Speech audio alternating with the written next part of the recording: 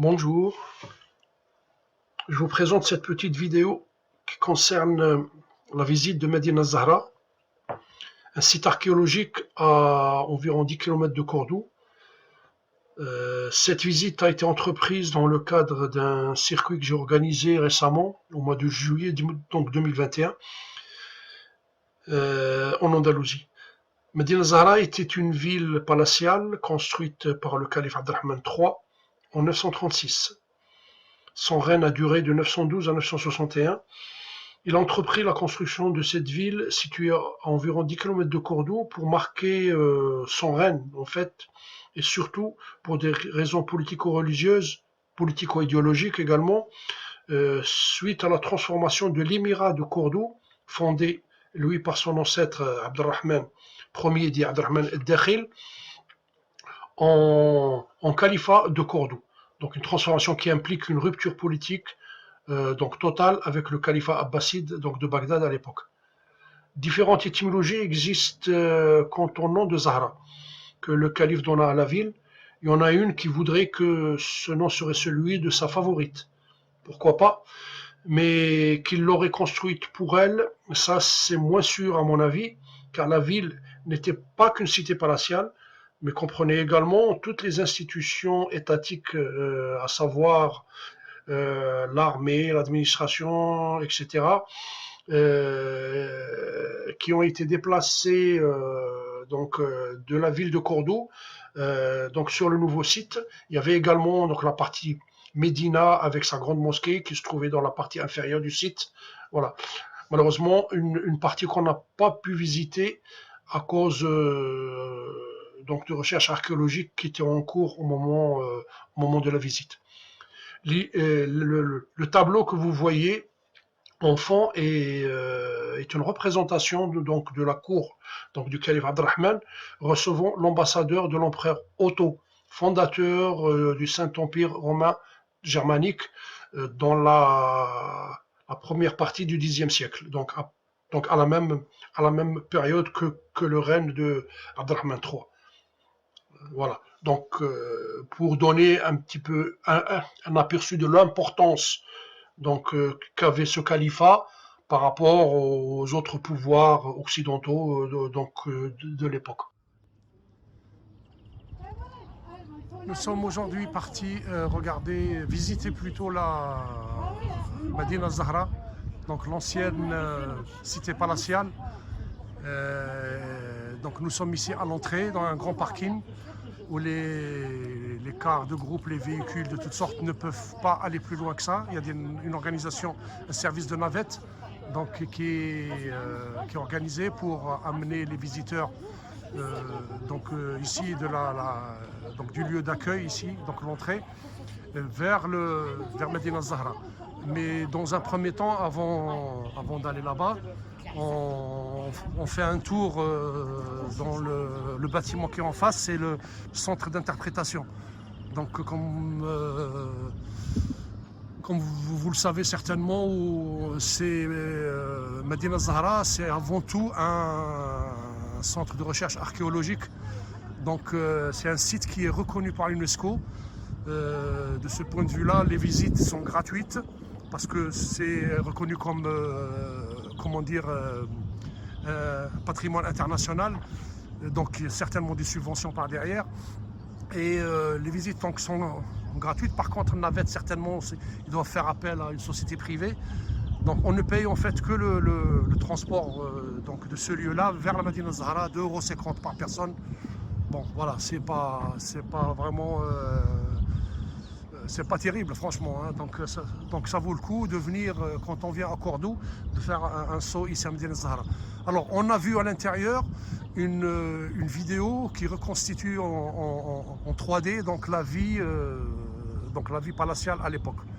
Représentation de l'organisation militaire, de la vie citadine à l'intérieur, les lieux privés du calife, etc., les visites des ambassadeurs, toute la cérémonie qui est organisée autour de ça pour la réception des ambassadeurs.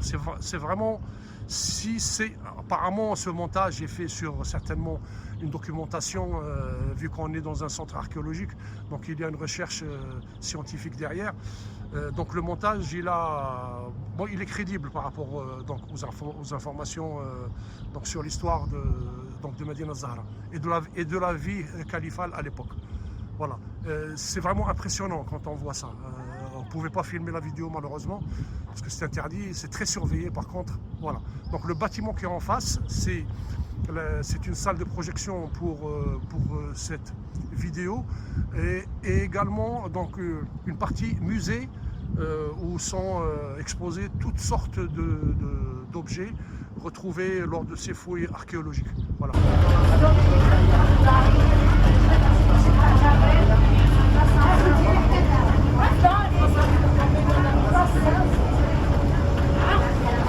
Nous arrivons donc sur le site archéologique qui est situé en hauteur, sur la colline par rapport au centre d'interprétation. Donc Medina Zahra est une ville qui a été construite en nivelé, donc sur la colline, avec différents plateaux. Et dans le plateau supérieur se trouvait donc le palais califal, et vers les plateaux du bas c'était la Médina, etc. Voilà.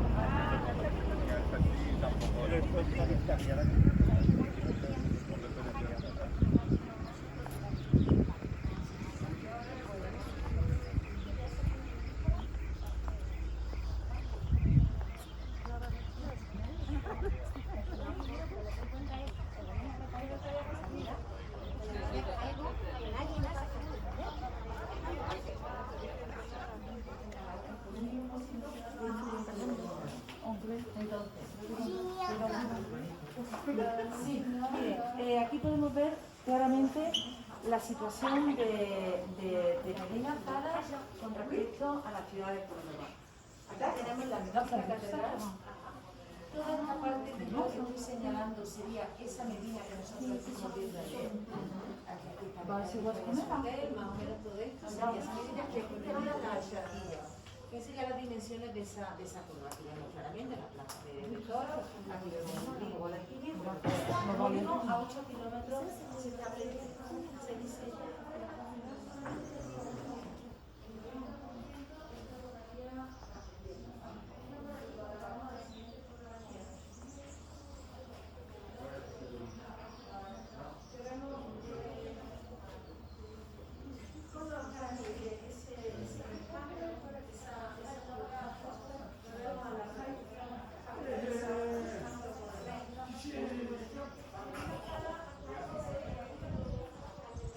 Donc là, on est à l'entrée du site, en hauteur, certainement au niveau du palais, au niveau du palais du calife, et vers le bas, donc la Médina. Plus on descend, plus on a accès aux différents espaces donc de l'ancienne Médina. Voilà, qui s'étale quand même sur une assez grande surface. On vient choisir l'endroit. Hein. C'est très serein ici. Une petite brise qui souffle ici sur la hauteur. Donc franchement, j'ai pas l'impression que le site ait été choisi au hasard. Tu veux un pruneau? Un pruneau? Tu l'as pris où, ici, ou c'est celui que tu as acheté hier là? Hier, ouais. Hein, oui, tout à l'heure, Inch'Allah. D'accord, si tu veux bien. Parce que là, je suis en train de faire des prises de vue. Bon, pas tellement pro, mais pour donner un aperçu un petit peu. Parce que ici, en hauteur, c'est important. Parce qu'on a une vue un peu générale sur le site. Comme je vous l'ai dit, je le disais tout à l'heure, là, c'est pas par hasard qu'ils ont choisi l'endroit. Il y a une petite fraîcheur ici, quand on arrive sur la colline, le haut de la colline. Et voilà, donc ça c'est le site dans son ensemble. Il y a une partie qui est cachée par l'arbre qui est en face de moi. Mais on va continuer la visite. Le groupe est passionné par ce phénomène naturel.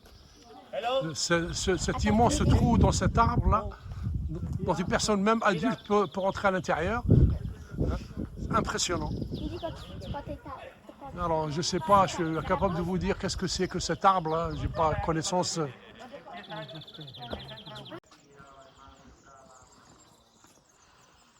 Defla, de couleurs différentes. Je suis incapable de dire comment ça s'appelle en français. Je ne connais pas le nom français, je le connais en arabe. L'arabe, on dit defla. Voilà. Le collègue, il propose la defla. J'espère que tout le monde s'en contentera. Certainement, c'est là que commence la partie supérieure de la Médina. Donc différentes parties.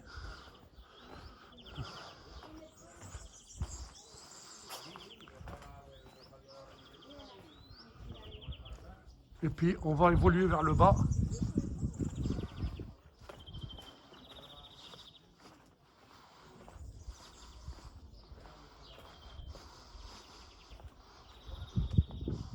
Voilà.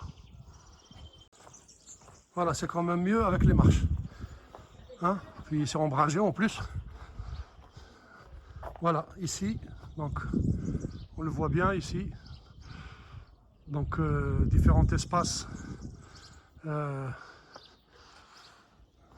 qui semblent être ce qui était la Médina autrefois. L'itinéraire de la visite est bien indiqué, donc bien fléché. Donc ce qui semblait être la mosquée de là-haut ne l'est pas finalement. Il n'a pas l'air tellement d'être une structure religieuse de l'époque. Mais par contre, on va revenir sur le panneau là. On va d'abord filmer un petit peu. Ça, c'est les différentes entrées avec de grands espaces à l'intérieur, séparés par les colonnes. Il y a celui-là. Il y a 4 espaces séparés par les colonnes. Donc il y a celui-là. Il y a celui-là de l'autre côté, à gauche. Et il y a celui du milieu où se trouvent toutes ces dames. Voilà. C'est pareil, donc par le même style de colonne, ainsi que celui-là. Ainsi que cet espace-là, idem, toujours les colonnes, avec une grande colonne centrale, là, et des petites colonnes sur le côté. Il y en a 7 en tout, avec la colonne centrale, et à chaque séparation, c'est la même chose. Et on va revenir avec ce grand espace à l'entrée aussi. Et là, d'après le panneau qui se trouve ici, là, qu'ils appellent ça Edificio Basilical Superior. Donc c'est un édifice, il semblerait que ça soit d'après ce que j'ai pu traduire de texte qui est là. Este edificio estuvo el nucleo administrativo del Estado. Donc c'est un édifice administratif apparemment. Et il n'est pas tout à fait défini. Ils n'ont pas tout à fait défini quel a été son rôle exactement, mais ils déduisent que d'après les informations historiques qu'ils ont, sachant que Abderrahmane III, le calife, donc on le mentionne ici, il a été un grand réformateur donc, du système administratif, surtout à partir du moment où il a fait construire donc Medina Zahra. Et il semblerait que donc, les espaces administratifs ont pris donc, une importance capitale donc, pour la gestion de toutes les différents aspects donc, de la vie, aussi bien politique que la vie publique, etc. Voilà. Ça semble d'être, selon cet écriteau-là, donc un espace administratif. La mosquée se trouve certainement plus bas.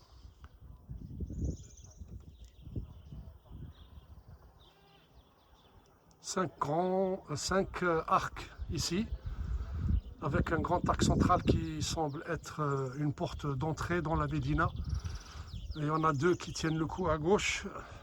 Sur la droite, il n'y en a plus qu'un. Le 5e a disparu. Mais ça semble être donc une des entrées à la Médina. Voilà. Avec ce bel arbre fleuri au milieu. La Defla, encore une fois. Et cet espace, ce grand espace ici, je suis incapable de dire à quoi il correspondait exactement. Est-ce que c'est la partie palatiale ou est-ce que c'est la partie Médina? Incapable de le dire. C'est pour ça qu'il faut voir la vidéo, mais comme elle est en espagnol, en langue espagnole, donc voilà, ça donne un aperçu, mais c'est mieux si on comprend donc de quoi il s'agit. Dans la vidéo, il y a une reconstitution des différents espaces et elle parle, donc elle donne une explication sur chacun d'entre eux. Mais bon, il faut bien maîtriser la langue espagnole. Déjà ici, à partir de cet espace, de grand espace donc, central, on a déjà une idée de la hauteur. L'entrée, elle est derrière le grand arbre là, qui est juste en face de moi. Vous voyez, déjà on est pas mal plus bas par rapport donc à l'espace supérieur. On va continuer à descendre.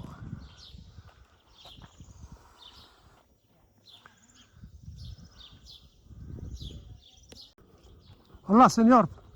Por favor, ¿es posible para ir bajo? No. ¿No posible? Cerrado por restauración. Ah, ok, El ok. salón. No posible. No posible. Ok. On ne peut malheureusement Muchas pas gracias. aller plus bas, comme vous l'avez Buenos entendu. Hein. Donc, comme Medina Zahra est un site archéologique, apparemment d'après les explications de ce monsieur, il y a des recherches qui sont en cours en bas, et des recherches qui sont continuellement en cours. Et là, en ce moment, elles y sont. Et ça ne permet pas donc, au public d'aller plus bas, pour ne pas perturber le travail des scientifiques apparemment. Sinon, voilà, les différents espaces inférieurs sont habituellement ouverts aux visites. Malheureusement, on ne pourra pas. Il y a ce bâtiment blanc ici en face, là, dont on voit juste la partie supérieure, les tuiles, avec une partie du mur blanc. Je sais pas, c'est peut-être... ¿Qué es esto, por favor? ¿Árbol?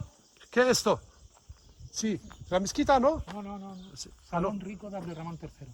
¿Qué? Salón del trono. Ah, ok. Ah, c'est le salon del trono? Sí, salón Ah, rico. ah, ok. Donc c'est le salon du trône apparemment qui se trouve en face là. Donc la partie supérieure, donc c'est la résidence. Et ici, c'est donc la partie politique. Donc c'est les espaces où le calife donc venait recevoir, où il recevait donc les différentes visites des ambassadeurs, etc. Et où il répondait aux doléances donc des gens, etc. C'était apparemment dans ce bâtiment-là. Voilà. Medina Zahra est à l'extérieur, à une dizaine de kilomètres. On n'a jamais eu donc l'occasion de venir quand on faisait ces séjours. Et là, c'est un peu exceptionnel parce que comme c'est un circuit qui a commencé à Séville, donc même Séville, on ne pouvait pas le faire donc dans les séjours. On l'a fait lors des 2 premiers séjours, mais on arrivait à peine pour visiter juste l'Alcazar et encore rapidement, et on devait repartir. Donc ça ne vaut pas le coup, le déplacement ne vaut pas le coup quand on fait le séjour. C'est sur un circuit que c'est plus intéressant. Donc on est resté 2 jours à Séville, on a pu voir pas mal de choses, aller même franchement, même dans la ville historique, mais également évoluer un petit peu dans la ville nouvelle, avec les différents endroits, donc l'Alcazar en premier, la Giralda, bien sûr, elle est juste à côté. La Torre del Oro, c'est la tour almohade qui date de l'époque al-Mouahidine, donc qui est là sur le bord du Guadalquivir. C'était prévu au programme qu'on fasse aussi une petite croisière sur le Guadalquivir, mais voilà, ils dormaient, ils dorment tous dans l'après-midi. Ils terminent leur boulot vers 13h, ils vont dormir, ils reprennent qu'à partir de 19h, C'est ce qu'ils nous ont proposé. Et nous, on devait prendre le départ hier à 18h. Il fait trop chaud. Je ne comprenais pas, mais maintenant je comprends. Il fait vraiment trop chaud pour pouvoir travailler. Le mieux que le bonhomme a pu proposer, c'est 17h et la croisière durait 1 heure. Et j'avais rendez-vous avec le car à 18h pour pouvoir repartir, donc venir sur Cordoue. Et c'était pas possible. Et donc là, on est à Cordoue et on a pu faire donc ces visites un peu plus larges, des visites un peu plus larges, bien au-delà de ce que l'on fait, de ce que l'on voit pendant les séjours. Voilà, intéressant le circuit. Et il nous reste donc, après Cordoue, on va partir ce soir de Cordoue. On a 3 jours à Grenade, puis après on va terminer le séjour à Malaga. 2 jours à Malaga. 9 jours, franchement, en 9 jours, il y a de quoi faire, il y a de quoi voir. Voilà. Ici également un autre espace avec ses portes là-bas, avec ses colonnes, qui semble être un accès à un espace intérieur incapable de dire ce que c'était. Mais bon, c'est assez majestueux quand même. D'accord ? Donc différents espaces. On voit que l'archéologie est en plein travail. Donc on voit ici, ils sont en train de restaurer les murs. Voilà. Un travail de restauration qu'ils font régulièrement pour entretenir le site. Et là, cette grande porte majestueuse également. Je ne sais pas ce que ça peut être. Alors, l'accès, il doit être de l'autre côté. Là, je suis au centre, au milieu. Donc, c'est un bâtiment également. D'accord ? Incapable de dire donc ce que c'était. Peut-être. Mais ça me paraît petit pour une mosquée. Parce qu'il y a une seule entrée déjà. Et la mosquée, généralement, il y a des portes tout autour. De manière à ce qu'on puisse accéder à la mosquée de tous les côtés. Peut-être qu'en allant voir ce panneau, qu'est-ce qu'il indique?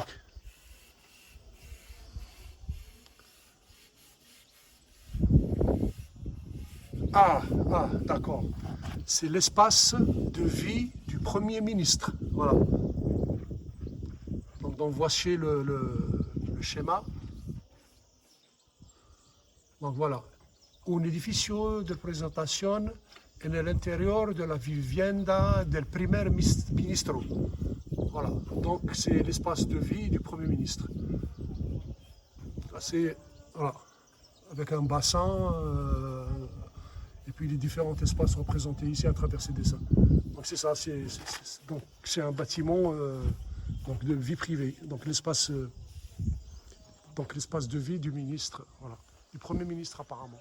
Ça devait être vraiment grandiose. Intéressante la vidéo qu'on a vue. Une représentation en 3D, certainement à partir des recherches qu'ils ont pu faire, mais qui apprend beaucoup de choses. Hein. Et si on doit se fier à cette vidéo, c'était quand même assez une vie politique et une vie citadine assez organisée, militairement, publiquement, etc. Donc voilà, très intéressante la vidéo, franchement c'est la première chose qu'il faudrait voir quand on arrive ici. Donc différents espaces apparemment.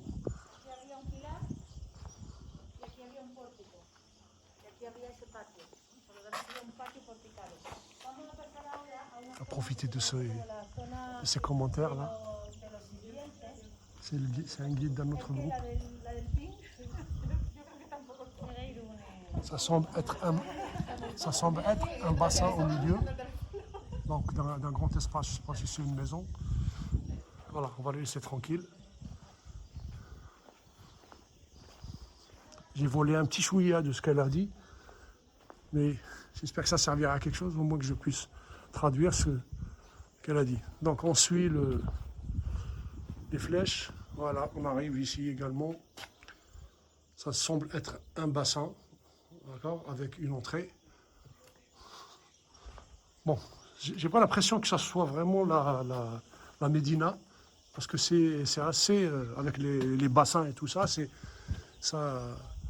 ça, il y a un autre bassin ici, un espace avec un autre bassin ici. Ça semble être, comment dire, les espaces plutôt destinés je veux dire, à toute la noblesse là, qui gravite autour du calife.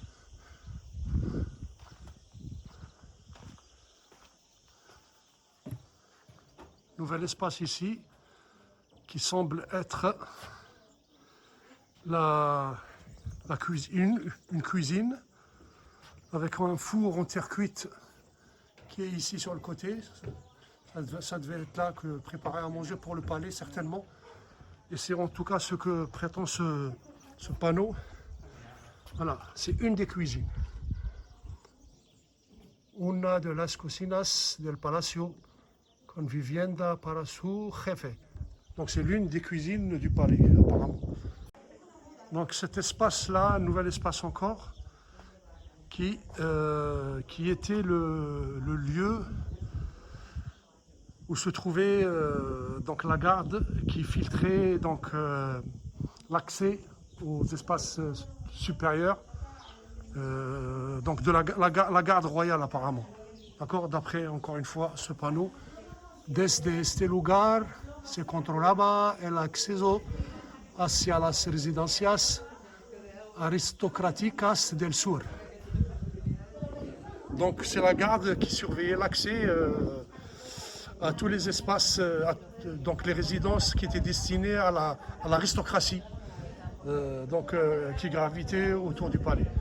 Donc apparemment, même l'aristocratie était donc dans cette partie, dans la partie supérieure. Et le calife qui était tout en haut. Résidence, hein, apparemment. Peut-être même le lieu de travail d'ailleurs.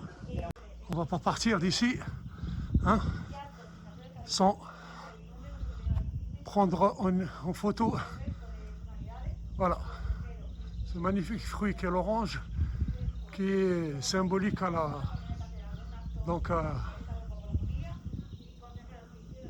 l'agriculture andalouse, d'accord? Qu'on retrouve partout, aussi bien dans toutes les régions de l'Andalousie, hein, bien entendu. Elles sont belles, hein, bien que ça ne soit pas la période encore. Donc souvent ils les utilisent plus pour... ils ne sont pas consommables, ceux qui sont dans le centre-ville, plus pour décorer la ville que pour la consommation. Ça va, ça a été Hamid? Très bien, alhamdoulilah. Alors, c'est quoi? Super, c'est quoi votre impression là? Ah, magnifique. Hein? Je te vois au téléphone. Alors, quelqu'un veut me donner une impression, non? Son impression? Moi, j'étais épatée, vraiment, Medina Kbera, vraiment, on se perd là-dedans. Je me rendais compte qu'on était vraiment, يعني, في une période, comment on dit en français, الحاج. On va dire, الكلام كله راح الحاج. Je vous jure, كلش راح. Vous parlez de l'époque andalouse, la période andalouse, Oui, الحاج. c'est-à-dire la situation الحضارة كانت vraiment du monde musulman à cette époque-là, quoi. Oui, oui, oui. Par rapport à ce que متحضرين الحاج شفنا. حضارة كانت حضارة, une civilisation, une vraie civilisation. C'est ça الحاج. وش ولينا درك الحاج vraiment je suis choquée. Sincèrement choquée. C'est vrai, on n'a pas vécu comme eux. Hein. Non. On n'a pas vécu comme On eux. n'a on ne récolte que le fruit de son travail ou voilà, d'accord? Exactement. Ouais. Donc, s'il y a une leçon à prendre de cette période-là, c'est de savoir que c'est la désunion qui casse tout, d'accord? La division, c'est ça que vous dites, le Hajj, la division de... La division de la communauté, c'est ça. Oui, je suis d'accord. Parce que l'Andalous, c'est symbolique dans cette matière-là. Ah oui. Parce qu'on sait qu'il y a eu 3 périodes de Taïfa quand même. Ouais. Donc à chaque fois, le pouvoir, la communauté s'est reconstituée à travers les différentes interventions, de savoir Abderrahman Ier déjà quand il est arrivé, après il y a eu l'intervention, la période califale bien entendu, puis il y a eu les Almoravides après la chute du califat, il y a eu également l'intervention des Almohades après le Mouahidine, après la chute des Almoravides. Donc différentes périodes de reconstitution de la communauté, de reconstruction de la communauté, et qui à chaque fois, voilà, dès que ce pouvoir disparaît, c'est la division. Donc comme quoi c'est important un pouvoir unique, un pouvoir central. Donc voilà, qui maintient donc l'union de la communauté. Aujourd'hui, voilà, ce sont des États qui sont parsemés à travers le monde, avec des frontières, avec des enjeux politiques, économiques, etc. Franchement, il faut garder l'espoir, mais bon, voilà. Avec les jeunes, peut-être ça va Je ne sais pas si on a le droit de parler, d'espérer une union comme celle du passé, comme pendant la période califale. Bon, voilà. Mais il faut espérer que nous gardions au moins la foi, Inch'Allah. Voilà. Il y a des gens qui vont prendre le flambeau, le Hajj. Inch'Allah, Inch'Allah. Voilà. Donc, fin de cette visite, puis qui en dit long. Hein. Oui, donc les impressions sont là. Et puis, à bientôt, Inch'Allah. Salam alaikum.